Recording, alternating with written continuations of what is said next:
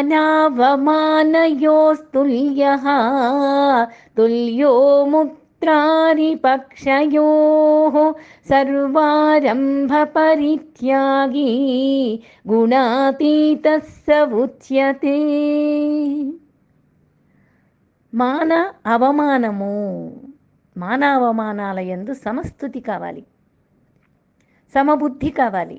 మానము అవమానము అంటే ఏంటి అంటే ఇది వాక్కు రూపంగా నిందాస్తుతులు అని పైన చెప్పాడు భగవంతుడు.